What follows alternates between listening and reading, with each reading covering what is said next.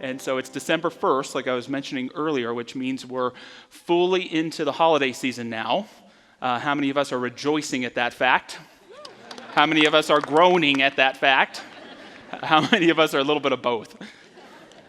Well, this message today is for you, because we're talking about the gifts of giving, and in particular what it means not to give those gifts from a place of material wealth, but from the spirit, the spiritual gifts. You know, when I was young, I used to remember the holiday time most by the gifts that I received. You know, the Star Wars toy, the video game. And as I grew older, I remembered the holiday time more and more by the gifts that I got to give, because it showed that I'd become someone and become thoughtful. But as I mature even more, and the grace starting to come in on either side here, the holiday time is really defined by the connections that I make, the recognition that life is the gift. To receive that gift of life in all that I do in this sacred time. And so my goal is to be as present as possible to the sacred. And that for me is why I honor the holiday time, not just because of the holidays themselves, but it's sacred time, this time when it's most dark, and we honor the inner light, to remember and recognize the eternal gifts of spirit. To remember that there are indeed blessings abound, an infinite richness. It's the best time of year for me to step out of my reality tunnel, how I've defined my life for the year, to step back into what it really is. God's universe, the spiritual reality, a deeper understanding of the great gift of life, giving itself through and as all of us. I love something Dr. Ernest Holmes said. He said, if you will take time daily to sense the presence of life within you, to believe in it, to accept it, it will not be long before the life which you have known will gradually disappear and something new will be born, a bigger, better, and more perfect you. And we can get to that awareness through meditation and prayer. But for me, especially during this time of year, there's no more surefire way than to get there than through giving. Giving of the gifts of God within you, the gifts of love, of peace, of understanding, and goodwill. That gift that we're able to give when we realize the sacredness of this thing called life, and just what an abundant universe we live in. All that being said, it's not easy to tell someone who's broke that we live in an abundant universe, is it? It's not easy to tell someone who's going through the loss of a loved one that they're surrounded by love all of the time. It's not easy when someone's feeling broken to tell them that they're whole. And it's not my intention today in saying that we live in an abundant universe to not recognize as well that scarcity is a real thing that we experience. That as infinite as the universe is, it probably can't bring back in the way a loved one once before back into our life again. That as much as wholeness is, it can sometimes not disintegrate in experience of brokenness or emptiness. But to me, that's the part of the beauty of the divine truth. To recognize that even in scarcity, we still live in an abundant universe. Even in the grips of loss, there is indeed an underlining grace and love. That even at our most broken and empty, there is the possibility for an awareness of greater wholeness, the fragrance of our wholeness, waiting and calling us forward. This is something I experience in this sanctuary every week. You know, when I look into the faces in this crowd, you know what I see? Healthy people, whole people, individuals committing to their own thriving. And yet, all that being said, each and every one of us will probably have an experience of entering the sanctuary feeling broken. There is not a Sunday that goes by in this place that there isn't someone grieving or in loss. There isn't a Sunday that goes by that someone isn't feeling empty and broke. There isn't a Sunday that goes by that someone isn't considering whether they want to continue living or not. And yet, in this space, we honor that divine life in all of us. We recognize the divine dichotomy that even though I'm feeling broke, I can be the richest man there is. That even though I may be feeling loss of a loved one, I can still feel connected to everyone I've ever loved. That even though I'm feeling broken, I'm still whole. And in that recognition, even more whole, to embrace myself with compassion, with deepening. It's part of the magic that happens here every week, that we can be at different states in the cycles of our lives, but still honor the recognition that life is the greatest gift there is. And it's a gift given to each and every one of us that is only truly received when it is given. We only truly receive the gift of life when we give it ourselves, an awareness of the holy and of the sacred within us. So a question for us this week. Do you have a favorite holiday TV special? Next week we're going to talk about movies, but today we're talking about TV specials. Anyone got a favorite? I'm listening. Charlie Brown Christmas. Yes, where Charlie goes to get the mangy little tree, right? And he brings it back to the play, and it doesn't seem to have any life, right? But then the whole Peanuts gang, they give it life again in this beautiful way. Yes, Charlie Brown Christmas. What else? Rudolph the Red-Nosed Reindeer. And we all remember the Island of Misfit Toys, right? King Moonracer with the wings. And he says that beautiful line that a toy is only truly happy when it is loved by a child. And we're watching it and watching claymation, and I'm crying, because I realize that none of us are really real until we're loved. Right? Great. Anybody else? Frosty.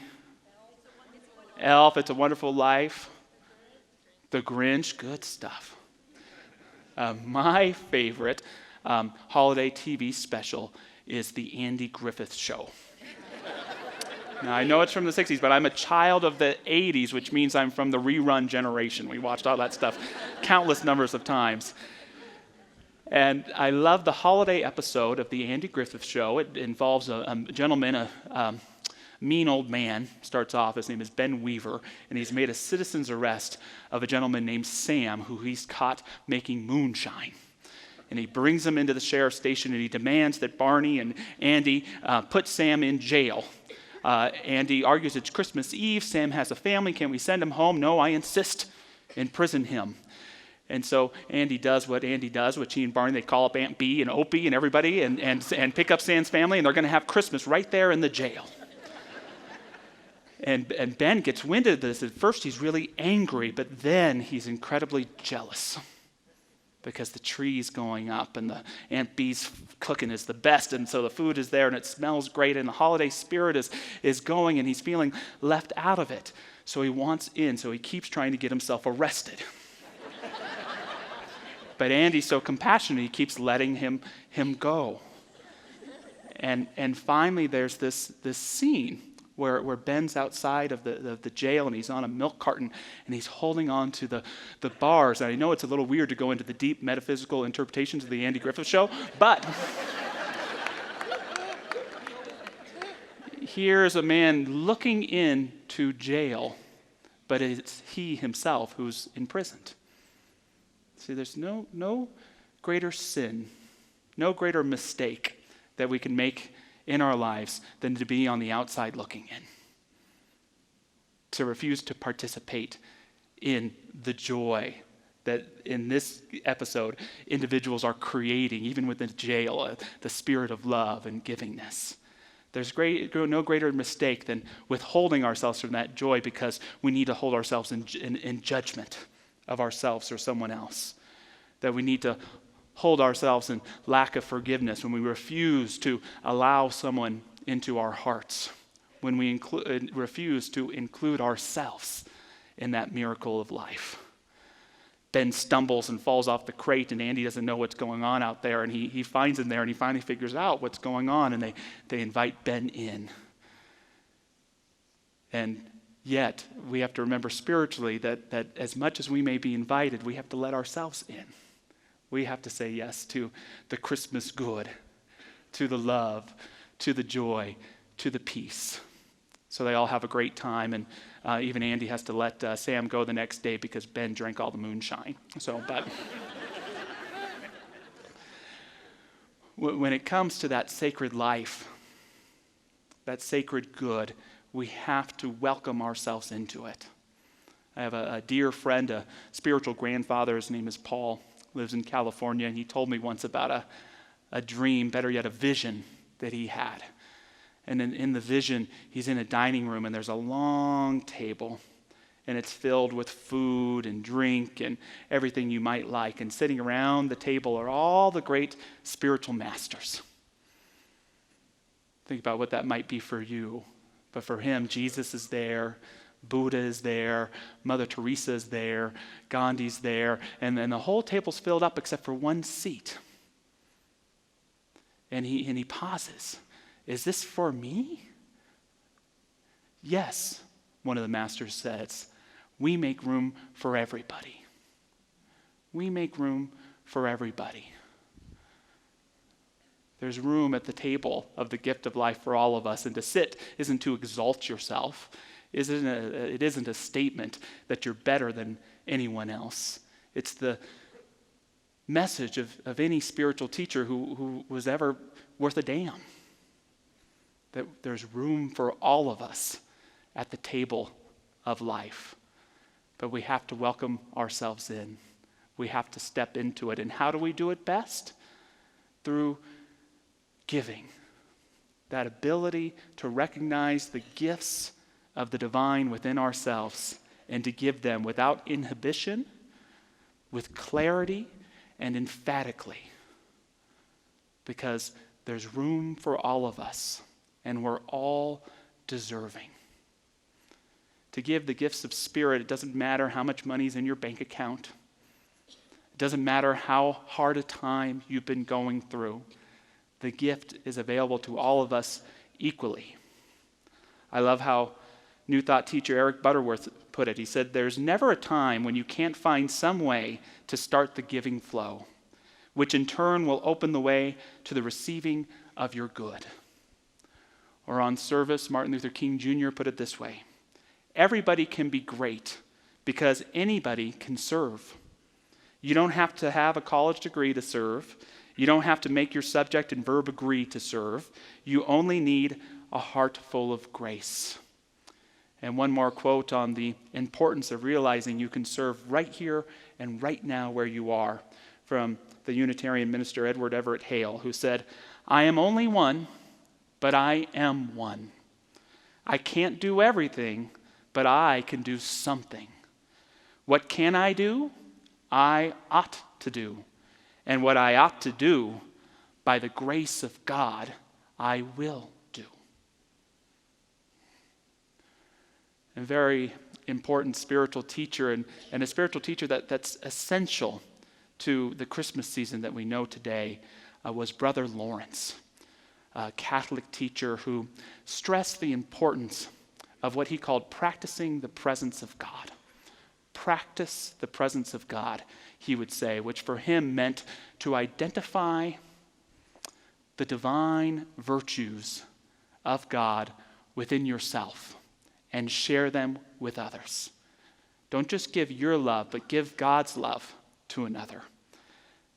Don't just give your mercy and forgiveness, but give God's mercy and forgiveness to others. Don't just give your goodwill and charity, but God's goodwill and charity to others. This is the Christ spirit. This is the Christ presence in action to practice and share it with others. This idea was essential for Charles Dickens, who in a time where England wasn't really celebrating Christmas, brought forth this idea of practicing the presence and remembering the gifts of God. This was essential for those artists and poets in New York several decades later in the 1800s who came up with the modern depiction or visuals of Santa Claus. The idea of a saint who carries gifts of the Spirit to share with all of us. And so in this first part of the series on Blessings Abound, I want to talk a little bit more about the gifts of giving, of ways that we can give these gifts of the Spirit to those around us. Recognizing that, yes, Christmas is a materialistic time of year, and most of us will probably enjoy buying gifts for one another. Your presence in my life is your present, but if you want to get me a gift, you can go ahead and do that. I like the materialism, but all I'm arguing is let's bring it into balance with giving some of the gifts of the Spirit as well. So the first gift of giving that I encourage you to give this year is the gift of ritual. Give the gift of ritual. Most of our holidays are full of rituals, and yet sometimes we lose awareness of them. Ritual only really has its power when we're aware of what it means, aware of the sacred. You may not be able to have your grandmother with you this Christmas, but you sure can bring out one of her old recipes and put on some of her favorite music and cook them in awareness of her spirit. You can invoke her spirit, and are you going to cry? Yeah, but you're going to smile too.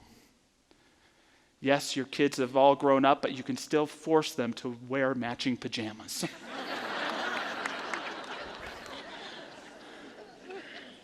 When you're about to have dinner this year and you've got a fundamentalist on one end of the table and an atheist on another, try a different kind of grace where each person just goes around and says something they admire about the person on their left. You're in charge, so if you don't like the person on your left, have it be about the person on your right. Go around the circle. These gifts of ritual help us remember the gift of life in all of us. Our son loves Christmas, and yet he really values the materialistic end of it. So Christmas for him means getting some $100 bills, locking himself in his room, and doing simulated murder on video games all day. He'll mature and see it more later. But a ritual that he's learned to love and embrace is Hanukkah. Our son loves Hanukkah. And he'll come out of that locked room and come downstairs and light the candle for that evening on the menorah and eat a chocolate coin and spin a dreidel and drink a little grape juice. And he'll even recite the prayer of the night. Blessed are you, Lord our God, King of the universe, who has granted us life, sustained us, and enabled us to reach this occasion. He's been doing this ritual since he's 10. There's nothing like watching a 10-year-old contemplate the infinite in silence. So he does that for a few minutes, and then he's up doing simulated murder on the video game again. But at least there was that recognition in that moment of the sacred. Give the gift of ritual to yourself and to others this Christmas. Doesn't cost a dime. Secondly, give the gift of meaning this Christmas year. Give the gift of meaning. What I mean by that is find something that you own, that you value, and give it to another. I like to call this each year my Buddha gift. And I know we don't normally relate Buddha with Christmas, but believe it or not, there's a little bit of a relationship. Here comes Buddha Claus, right down the middle way. Yeah, okay. So in Buddhism, there is a Buddha known as Bodhi, or we often refer to him as the laughing Buddha. He's the fat one that you see in the Chinese restaurants, and we've got a picture of him coming up there. And what do you notice? We all know this Buddha, right? What do you notice hanging over his shoulder there? It's a sack. And what's it full with? Gifts. And part of the legend of Bodai is that he walks through the ancient village, gathering up all the trash and then gives it to the children to play with. It doesn't sound very sanitary, but if you look deeper, the message is that there are all sorts of things that the adults are throwing away, things they no longer appreciate, that the Buddha is able to pick up and give to the children who can appreciate, who have that kind of presence and consciousness. It's like another teacher who said, how do you get into the kingdom of God? You got to be like a child, right? Have that awareness. And so every year, I give what I call my Buddhist present. So I find something that has great value and meaning to me, but to be honest, I haven't taken the time fully recently to appreciate. Maybe it's a cookbook that my grandmother wrote to me full of her recipes. Maybe it's a record that I played 1,000 times as a teenager but haven't touched in a few years. Maybe it's an old book that I love that I can inscribe an inscription for a loved one and give to them. And I almost promise you that that gift will be the most significant and meaningful gift for your loved one this year, to give that gift of meaning. Something else Brother Lawrence is famous for saying, all that you could take with you is that which you have given away.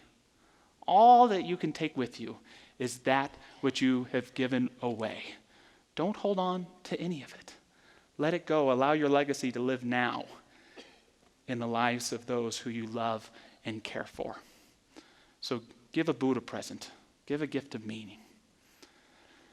Lastly, this year, give the gift of giving. Give the gift of giving.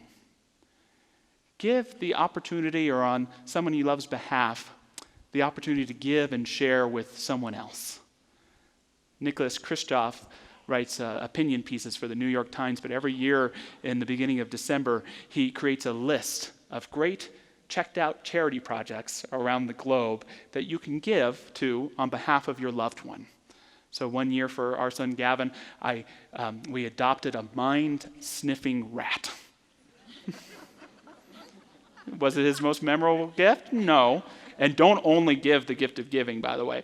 But this year, don't tell him what he's getting, but one of the things I got him, I went to a place called globalgiving.org and bought a gift card. And so Gavin will be able to take it, go on the computer, and he'll get to choose where he gives his money to. Children who want a greater education in India, young girls who need better medical care in Africa. Give that gift of giving. We have an opportunity even today, if you haven't already, as you're walking out the doors, the giving trees are up. What a wonderful opportunity to give a gift to someone else, to grab a tag and take your child or take your loved one and go get a gift for someone else on their behalf. I love this giving tree. This is such a generous congregation. About 1,900 kids you're helping to provide gifts and a Christmas for this year. Doesn't that feel good? 1,900 kids. And what I know is that when they receive those gifts, it's not just a charity present. It's a moment of recognition that someone who doesn't even know who I am honors my existence. Someone who doesn't even know who I am knows that I matter, that I have something to bring into life. It's an honor to the kids. It's an honor to the parents for those that have them. And it's a great gift of giving. So give a gift of ritual, give a gift of meaning, and give a gift of giving. And see if for you, the Christmas season doesn't bring back that sense of what it's really all about. Honoring and recognizing the gifts of God made to all of us. The gift of this thing called life in all its forms, and the recognition that the only way to receive it is to give it. The only way to receive the gift of life is to give it.